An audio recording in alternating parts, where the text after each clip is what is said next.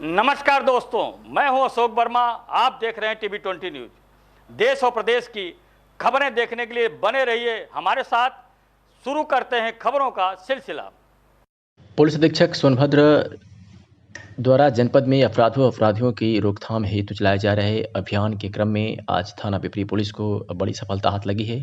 थाना पिपरी पुलिस ने 4 नफर हीरोइन तस्करों को गिरफ्तार किया है और उनके पास से लगभग 25 लाख कीमत की हीरोइन भी बरामद किया है। बता दें कि आपको गिरफ्तार चार अभियुक्तों में 2 महिलाएं भी हैं। इस मामले में थाना स्थानीय पर मुकदमा पंजीकृत कर अभियुक्तों को जेल भेजा गया है। फिलहाल क्या कुछ कहा इस मामले में पुलिस अधीक्षक सोनभद्र ने, आपको सुनवाते हैं। पिपरी अंतर्गत तुर्रा में रेलवे लाइन के किनारे जो झुग्गी झोपड़ी बनी हुई है, वहाँ पे काफ़ी समय से ये शिकायत मिल रही थी कि वहाँ पे कुछ लोग हैं जो ड्रग्स का धंधा करते हैं और इस सूचना पर प्रभारी निरीक्षक थाना पिपरी को वहाँ पे कार्रवाई करने हेतु निर्देशित किया गया था। कल थानाध्यक्ष पिपरी अंजनी कुमार राय और उनके साथ के अधिकारियों ने वहाँ पे 4 लोगों को पकड़ा है, जिनके नाम अब्दुल अंसारी, उत्कर्ष अंसारी और रोज़ा अंसारी जो कि उत्कर्ष की पत्नी है, और शरीफा खातून जो कि अब्दुल अंसारी की पत्नी है। और इनके कब्जे से लगभग 257 ग्राम हेरोइन बरामद की गई है। और ये लोग वहीं पे रेलवे लाइन के किनारे ये धंधा करते थे और वहाँ पे कुछ और भी लोग हैं जिनको चिन्हित किया गया है और उनके विरुद्ध भी कार्रवाई की जाएगी। लखनऊ में ब्लैक फंगस के केस लगातार बढ़ रहे हैं। शुक्रवार को 28 नए मरीज अस्पताल में भर्ती हुए हैं। इसके उलट बीमारी के इलाज में कारगर एम्फोटेरेसिन B15 इंजेक्शन की किल्लत बरकरार है। हालत यह है कि शहर में रोज 500 से 700 इंजेक्शन की जरूरत पड़ रही है। कोरोना वायरस की दूसरी लहर के मामले में भले ही गिरावट आई हो, लेकिन इसके नए वेरिएंट आए दिन ही नई बीमारियों को जन्म दे रहे हैं। कोविड रिकवरी के बाद मरीजों में ब्लैक फंगस संक्रमण, जिसे म्यूकरमाइकोसिस ने पहले ही कहर बरपा रखा है और व्हाइट फंगस के मामले भी सामने आए हैं। यूपी, मध्य प्रदेश, राजस्थान, महाराष्ट्र सहित कई और भी हिस्सों में ब्लैक फंगस तेजी से पैर पसार रहा है। इस इन्फेक्शन से सरकार और जनता की चिंता को और बढ़ा दिया है और अब ये धीरे धीरे एपिडेमिक का रूप भी ले सकता है। यही वजह है कि देश के कई राज्यों में ब्लैक फंगस को महामारी घोषित किया गया है। ब्लैक फंगस की चिंता कम नहीं हुई थी कि अब व्हाइट फंगस के केस भी सामने आए हैं। निजी अस्पतालों में भर्ती ब्लैक फंगस के मरीजों के लिए दिक्कतें बढ़ गई है। इस बारे में क्या कुछ कहा चिकित्सक अधीक्षक डॉक्टर अजय शंकर त्रिपाठी ने, सुनवाते हैं आपको। सर, ये ब्लैक फंगस जो जिस तरीके से उत्तर प्रदेश में फैल रहे हैं, क्या है पूरा मैं डॉक्टर अजय शंकर त्रिपाठी, चिकित्सा अधीक्षक लोकबंधु चिकित्सालय से। जैसा कि आप लोग को मालूम है कि इस समय हम लोग कोविड की दूसरी वेव का सामना कर रहे हैं और ये विभीषिका अब थोड़ी सी कंट्रोल होती जा रही है लखनऊ में। लेकिन इसके साथ साथ हम देख रहे हैं कि पोस्ट कोविड के टाइम, जो कोविड के बाद होता है, ब्लैक फंगस नाम की म्यूकरमाइकोसिस जिसको हम लोग कहते हैं, वो एक फंगल डिजीज बहुत तेजी से फैल रही है। लोग इससे बहुत प्रभावित हो रहे हैं और इसमें कारण ये है कि जो स्टेरॉयड हम दे रहे हैं, स्टेरॉयड देने से शुगर लेवल बहुत बढ़ रहा है और शुगर लेवल बढ़ाने से इम्यूनिटी वैसे ही पहले से कम है, तो ये एक फंगस जो म्यूकरमाइकोसिस है ये डेवलप हो रहा है। तो इससे बचने की बहुत आवश्यकता है। सरकार ने इसको महामारी घोषित कर दी, उत्तर प्रदेश सरकार ने। जी, अभी कल उत्तर प्रदेश सरकार ने इसको महामारी के रूप में घोषित किया है। ये नोटिफाइबल डिजीज हो गई है, तो उसके हिसाब से पूरी गाइडलाइन बनी है और इसमें क्या ट्रीटमेंट करना है, क्या प्रोटोकॉल ट्रीटमेंट का है, कैसे बचाव करना है, कैसे इससे सुरक्षित रहने का है और इससे सक्षम कदम उठाया जा रहा है सरकार की तरफ से। इस पे बच्चों पे इम्पैक्ट पड़ेगा क्या, ऐसा कुछ? देखिए, ये इसमें ज्यादातर जो डायबिटीज पहले से है जिनको, वो और या कोई ऐसी इम्यूनो कम्प्रोमाइज डिजीज जैसे कैंसर है या HIV है, इस तरीके के जो इम्यूनिटी कम्प्रोमाइज पहले से है जो मरीज, उन पर सबसे ज्यादा इफेक्ट पड़ेगा। लेकिन संभावना तो किसी पे भी है। एक आध बच्चों का भी आई है बात गुजरात में या कहाँ पे कि 13 साल के बच्चे को भी ब्लैक फंगस हुआ है, तो संभावना सबकी है, लेकिन उनमें संभावना वैसे तो कम है। और एक खबर आपको दिल्ली से दिखा रहे हैं, जहां सुशांत सिंह राजपूत पर बन रही फिल्म पर कल हाईकोर्ट में सुनवाई को लेकर के डॉक्टर AP सिंह का बड़ा बयान आया है। उन्होंने कहा है कि दुख व्यक्त करने से दुख घट जाता है और सुख में चले जाने से सुख बढ़ जाता है। ये हमारी रीति, परंपरा व संस्कृति पहले से चली आ रही है। इस मामले में क्या कुछ कहा डॉक्टर ए.पी. सिंह ने, आपको सुनवाते हैं। सर, कल दिल्ली हाईकोर्ट में सुशांत सिंह राजपूत के पिता के केस में अहम सुनवाई है, कल क्या होगा? देखिए, हमने अपनी तरफ से जो शशांक फिल्म बना रहे हैं, हमारे डायरेक्टर प्रोड्यूसर की तरफ से हमने written statement, reply, admission denial, affidavit और सब चीजें, डॉक्यूमेंट सारे फाइल कर दिए हैं दिल्ली उच्च न्यायालय में, कोर्ट में। और कल ऑनरेबल हाई कोर्ट में कल सुनवाई है, मैटर लिस्टेड है।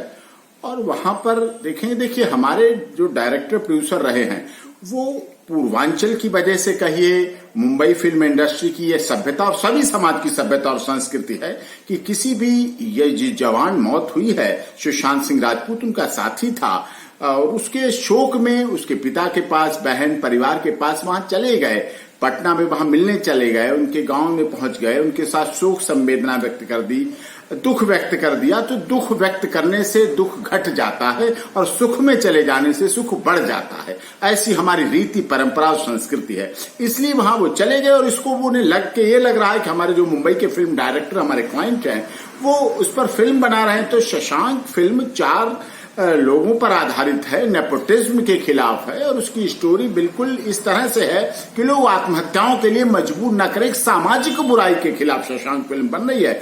इसका उस फिल्म से, इससे ऐसा कोई खास मतलब नहीं है, लेकिन सामाजिक बुराई दूर करना भी तो एक समस्या है।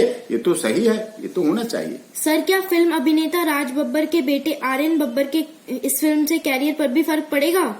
देखिए, आर्यन बब्बर राज बब्बर जी का लड़का है। राज बब्बर जी बहुत अच्छे हीरो रहे हैं। आर्यन बब्बर चांदी के चम्मच को लेके पैदा होने वाले बच्चों में से हैं। राजवीर सिंह और सब ये सब लोग जो भी हर फिल्म में अच्छे हीरो हीरोइंस होते हैं और हीरो हीरोइंस फिल्म के लिए अच्छी होती है और फिल्म हीरो हीरोइंस के लिए अच्छी होती है और दोनों मिलके समाज के लिए अच्छे होते हैं। हमारे समाज के निर्माण के लिए दिशा देने के काम करते हैं। हमारी युवा पीढ़ी को, हमारे जीवन के लोगों को जीने के लिए अच्छी तरह से शिक्षाप्रद होनी चाहिए कोई भी फिल्म।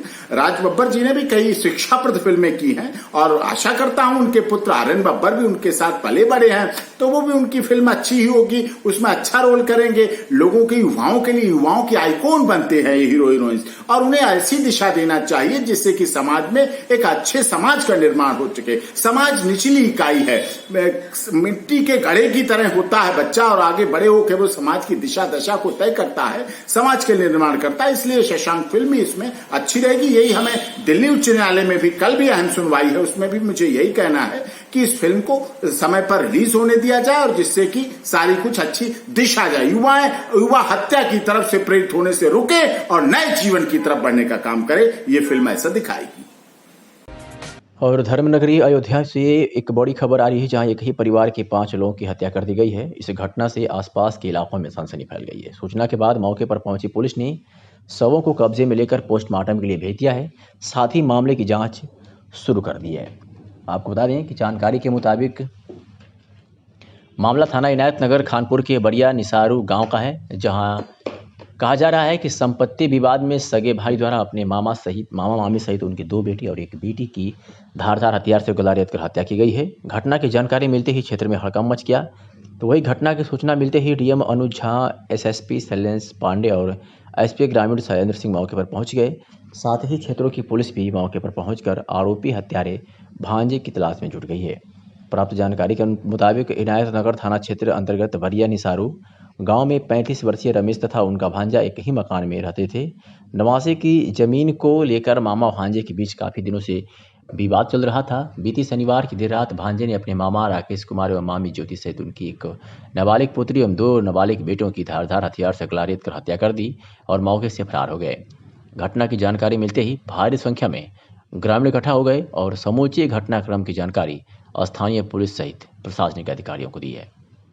नगर के गांव बरिया निसारू में बीती रात एक व्यक्ति जिनका नाम राकेश है, उनकी हत्या तथा उनकी पत्नी और उनके 3 बच्चों की हत्या की सूचना प्राप्त हुई। सूचना प्राप्त होते ही तत्काल मेरे और जिलाधिकारी के द्वारा और साथ ही साथ आईजी रेंज सर और एडीजी जोन सर के द्वारा भी घटनास्थल का निरीक्षण किया गया।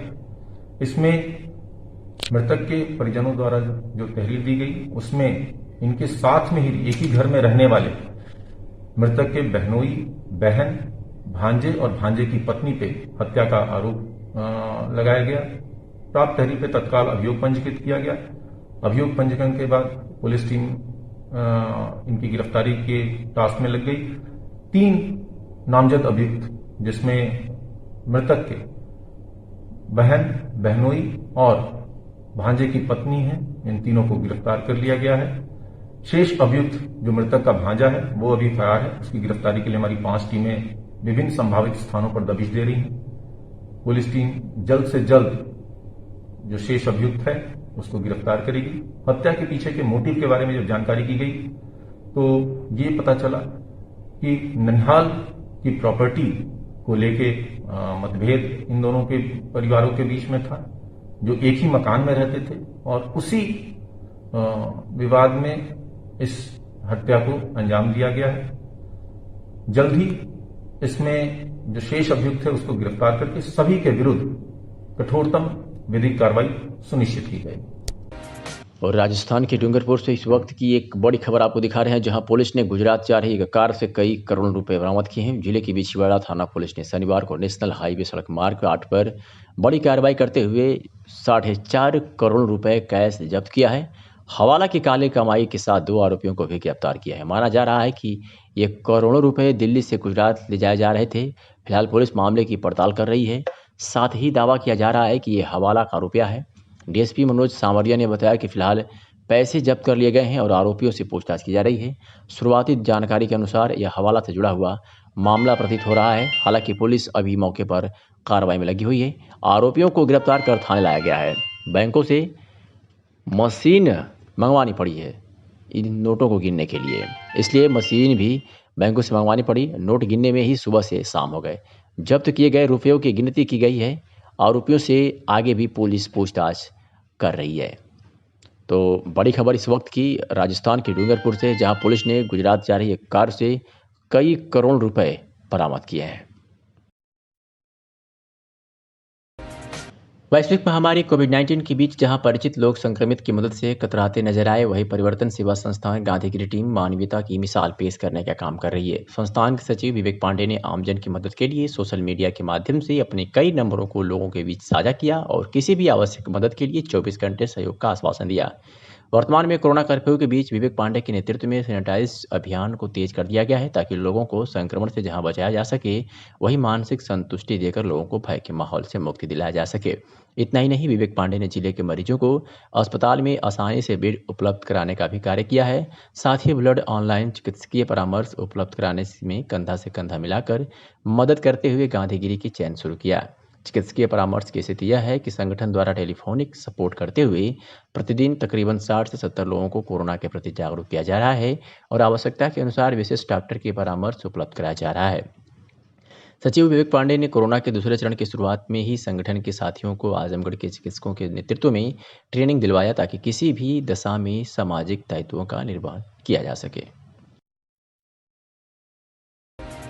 और आजमगढ़ की कोतवाली पुलिस को बड़ी सफलता हाथ लगी है। कोतवाली पुलिस ने बड़ी कार्रवाई करते हुए शराब तस्कर गिरफ्तार किया है और साथ ही अवैध शराब भी भारी मात्रा में बरामद किया है। बता दें कि पुलिस अधीक्षक आजमगढ़ सुधीर कुमार सिंह द्वारा चलाए जा रहे अभियान अपराध नियंत्रण व अपराधियों की गिरफ्तारी के क्रम में अपर पुलिस अधीक्षक नगर पंकज कुमार पांडे तथा क्षेत्राधिकारी नगर निष्ठा उपाध्याय के कुशल पर्यवेक्षण व प्रभारी निरीक्षक कृष्ण कुमार गुप्ता के नेतृत्व में थाना कोतवाली पर अलग अलग टीम गठित कर अपराध व अपराधियों की धरपकड़ करने हेतु लगातार अभियान चलाया जा रहा था और वाहनों की चेकिंग की जा रही थी। ऐसे में मुखबिर की खास सूचना पर आज कोतवाली पुलिस ने बड़ी कार्रवाई करते हुए शराब तस्कर को गिरफ्तार किया है और अवैध शराब भी बरामद किया है। बता दें कि कोतवाली पुलिस व पुलिस अधीक्षक आजमगढ़ सुधीर कुमार सिंह के निर्देश पर यह सफलता हासिल की है।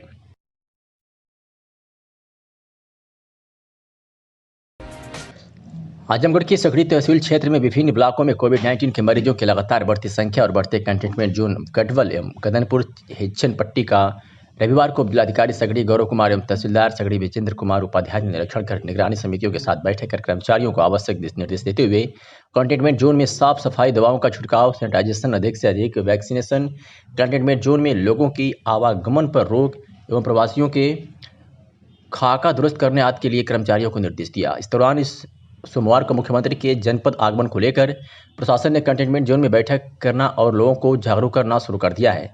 साथ ही साथ तहसील पर मुख्यमंत्री के आगमन को लेकर प्रशासन पूरी तरह से अलर्ट है और फाइलों को तेजी से निपटाने में लगा हुआ है। हालांकि अभी निश्चित नहीं हुआ कि मुख्यमंत्री सगड़ी में बनाए गए कुल 55 कंटेनमेंट जोनों में से किसी का निरीक्षण भी कर सकते हैं, जिसको लेकर तहसील प्रशासन ने तैयारियां तेज कर दी है। उन्होंने गांव में संक्रमित लोगों की जांच तेज करने और कंटेनमेंट जोन का कड़ाई से पालन कराने का दिशा निर्देश दिया है। साथ ही साथ लापरवाही बरते जाने पर अधिकारियों कर्मचारियों पर कठोर कार्रवाई करने की चेतावनी दी है। उप जिलाधिकारी सगड़ी गौरव कुमार ने लोगों से संवाद करते हुए कहा कि क्या आप पोलियो की खुराक नहीं लिए? पहले पोलियो की खुराक का भी लोगों ने इसी तरह से विरोध किया। आज पोलियो भारत से पूरी तरह मुक्त हो गया है। ठीक ऐसे ही कोरोना संक्रमण को रोकने के लिए जो वैक्सीन बनाई गई है उसको समस्त लोग बिना डर और भय से लगवाएं। जागरूकता के अभाव में लोगों द्वारा फैलाई गई भ्रांतियों के कारण टीके से परहेज कर रहे हैं। इसके लिए हमें आवश्यक है कि अधिक से अधिक लोगों को वैक्सीनेशन कराया जाए। इसके लिए गाँव में बैठकों का दौर तेज करने की आवश्यकता है।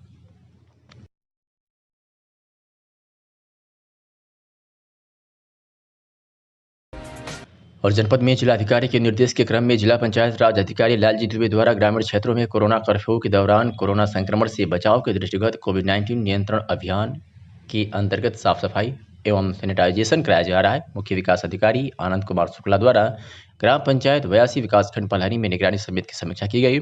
साथ ही मुख्य विकास अधिकारी द्वारा चल रहे सभा अभियान का भी निरीक्षण किया गया। इसके साथ ही समस्त विकास खंडों के ग्रामों में संबंधित अधिकारियों द्वारा निगरानी समिति की समीक्षा बैठक की गई।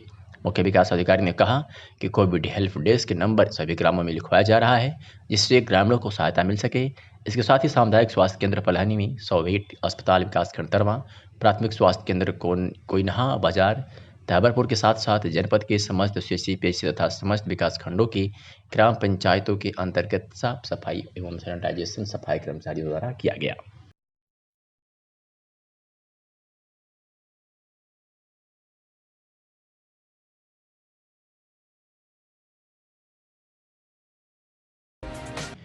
कोरोना कर्फ्यू के बीच सदर अस्पताल में दूर दराज से आए मरीजों एवं उनके परिजनों को आए दिन भोजन की समस्या का सामना करना पड़ता है। इसलिए विहिप द्वारा रोजाना जरूरतमंदों के लिए भोजन की व्यवस्था संगठन द्वारा करवाई जा रही है।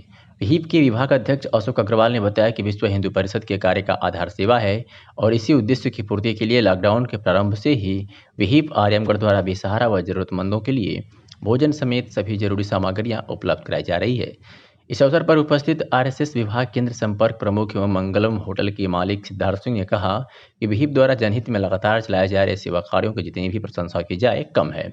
आज इसी क्रम में सदर अस्पताल की इमरजेंसी वार्ड समेत अन्य स्थानों पर भर्ती 100 से ज़्यादा मरीजों एवं परिवारजनों को भोजन पैकेट वितरित किए गए। भोजन वितरण में राजकुमार गुप्ता उर्फ पिंटू, नगर कार्याध्यक्ष अरविंद मोदनवाल, नगर उपाध्यक्ष चंदन सिंह बस, संजीव डालमिया सहित विश्व हिंदू परिषद आर्यमगढ़ के तमाम कार्यकर्ता मौजूद रहे।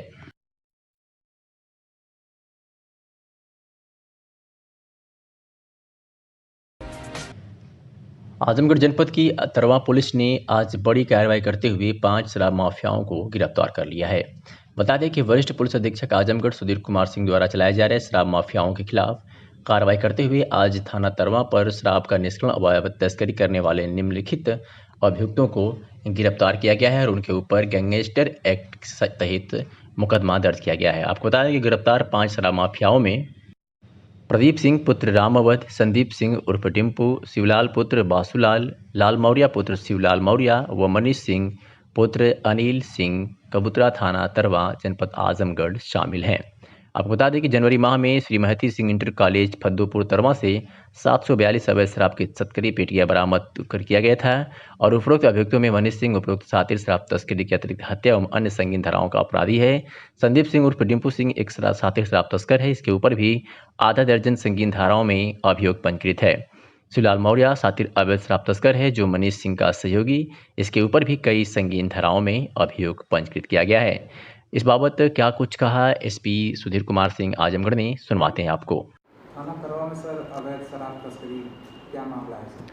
देखिए, अवैध शराब तस्करों के खिलाफ चलाए जा रहे अभियान के तहत आज थाना तरवा में प्रदीप सिंह कबूतरा जो कि थाना तरवा क्षेत्र के रहने वाले हैं, उनके साथी मनीष सिंह वो भी कबूतरा के रहने वाले हैं, संदीप सिंह, डिम्पू सिंह और 2 अन्य शराब तस्करों के विरुद्ध गैंगस्टर एक्ट का मुकदमा पंजीकृत किया गया है। प्रदीप सिंह कबूतरा अभी अजीत सिंह जो कि एक चर्चित हत्याकांड था उसमें जेल में है।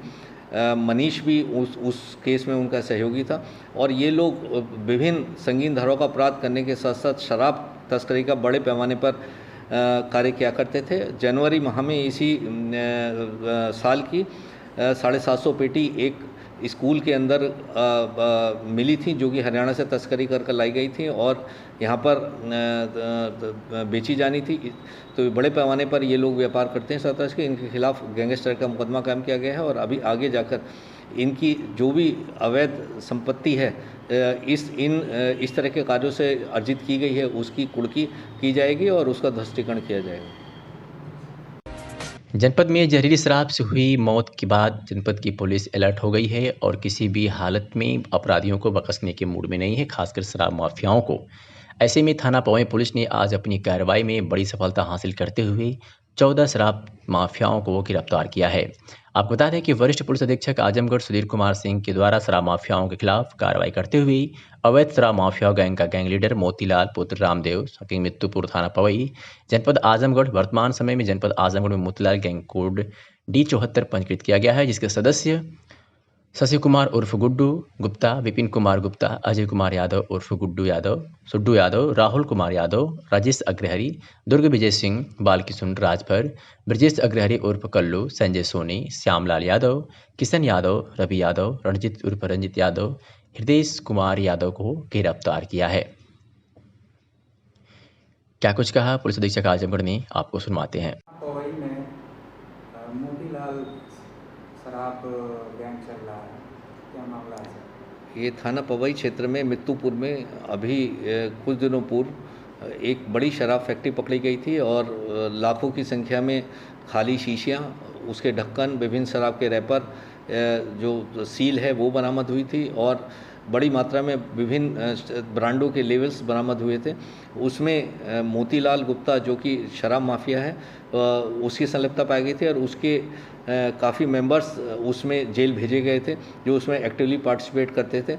ये मोतीलाल गुप्ता का शराब माफिया के रूप में शराब माफिया गैंग पंजीकृत किया गया है और इस गैंग में 14 इसके मेंबर्स हैं और इसमें से 10 मेंबर जेल जा चुके हैं और अभी 4 मेंबर बाकी हैं जिनके दबिश दी जा रही है और जल्दी उन्हें जेल भेजा जाएगा और इनके खिलाफ इसके बाद गैंगस्टर एक्ट पंजीकरण की कार्रवाई की जाएगी और इनकी संपत्ति भी कुर्क कर और जो अवैध संपत्ति है, जो नियम अनुसार संपत्ति नहीं बनी, उसका ध्वस्तीकरण किया जाएगा। मंडलायुक्त विजय विश्वास पंत तथा जिलाधिकारी राजेश कुमार द्वारा राजकीय मेडिकल कॉलेज चक्रपानपुर PGI का निरीक्षण किया गया। मंडलायुक्त ने हॉस्पिटल के अंदर साफ सफाई तथा सैनिटाइजेशन कराने के निर्देश दिए। मंडलायुक्त ने मरीजों से बातचीत कर उनके स्वास्थ्य के बारे में जानकारी प्राप्त किया। उन्होंने कोविड-19 से संक्रमित मरीजों के लिए आरक्षित वार्डों में जाकर सभी आवश्यक व्यवस्थाओं को चुस्त दुरुस्त करने के निर्देश अस्पताल के प्रशासन को दिए। इस अवसर पर चिकित्सकों ने मंडलायुक्त को अवगत कराया कि हॉस्पिटल में दवा, ऑक्सीजन एवं एम्बुलेंस की पर्याप्त व्यवस्था उपलब्ध है। तस्वीरें आपके सामने हैं, आप देख सकते हैं। मंडलायुक्त जिलाधिकारी ने PGI चक्रपानपुर का निरीक्षण किया और साथ ही अपने अधीनस्थों को सख्त निर्देश दिया कि किसी भी हाल में लापरवाही बर्दाश्त नहीं की जाएगी।